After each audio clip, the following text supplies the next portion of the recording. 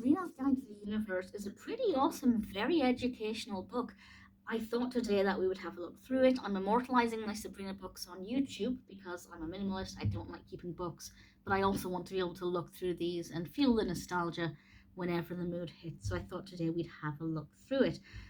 I am joined by my cat because I put a fleecy blanket down and she can't resist. So I apologize if her head decides to creep in front of the camera a bit too much. This book is written by Patricia Barnes-Svarney, who also wrote the Sabrina Handbook. I've done a separate video on that.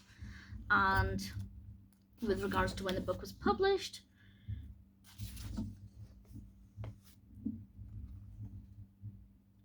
it was published in 1999. It took me a second to find it there. So around about the time of the third season.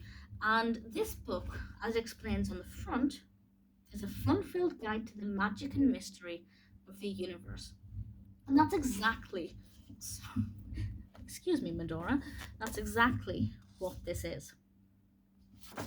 So we have our introduction from Sabrina, and Sabrina, with Salem's help, take us through the book. So it's not actually got anything to do with Sabrina, the show, directly, but I think it utilizes the character's voice in a really effective way. And I'm not going to stop for too long on any page, but obviously you can pause it. I'll try and go slowly enough that you can pause it without it being too blurry. And I love that Aunt Zelda explained, bringing in other characters here, talking about 2,000 years ago. And Salem says, and we've got this wonderful animated or annotated image of the Earth. And I think in itself, it can obviously encourage children to take an interest in the solar system and Earth, but if they're learning about these things at school, it can also help to supplement that as well. The orbiting Earth. I love the shape of this as well. I just think it's so appealing. Information about what a satellite is. Some funky facts. I'm loving the layout of this book, by the way. I love the little stars. I love the attention to detail. I love the fact that the text is very well laid out. The headings are very clear. We've got these wonderful images as well to clearly illustrate everything very effectively. And the little Salems are obviously absolutely adorable. We have Pluto. Definitely dates the book there a little bit. Solar flares, what aurora is. Catch that planet. 1 Mercury year equals 88 Earth days. Pretty impressive. I'm assuming that everything's factually correct. I'd imagine it's gone through some fact checking.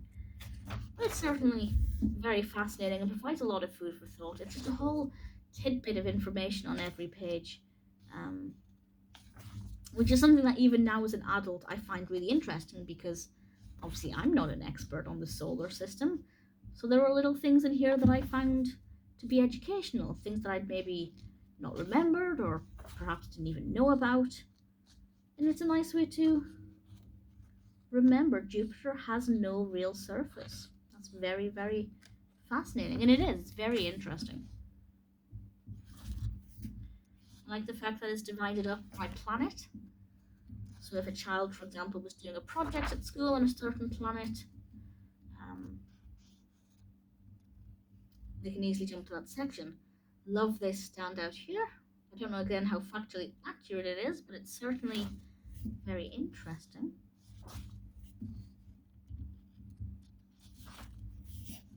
Scooters in space. Definitely bringing in Aunt Zelda a lot, which doesn't surprise me, given that I love Aunt Zelda as a character. That's very nice.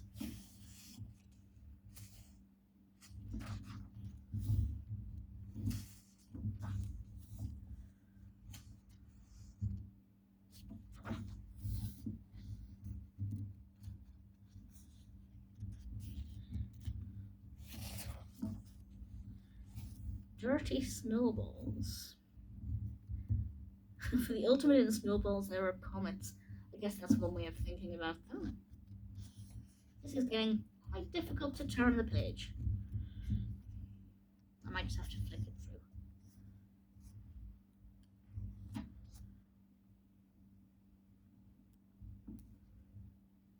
Twinkle, twinkle, not so little star. Big engines of gas. I like the bold text. It helps everything stand out.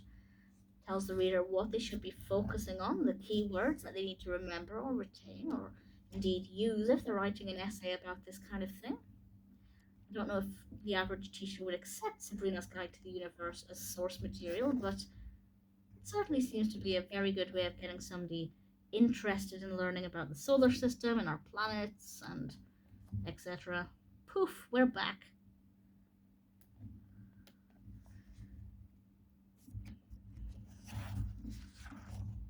It's rather cute. I'm tempted to fill it out. Why?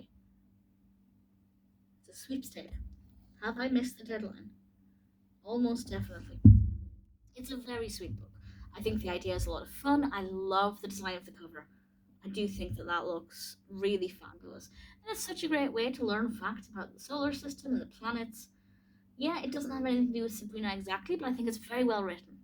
I think it mentions characters quite a lot. It takes the reader on a real little journey. I have to say, it's pretty sweet. Glad that I've now immortalized it forever um, in a YouTube video so I can look back on it whenever the mood strikes. Sabrina's Guide to the Universe really is very charming.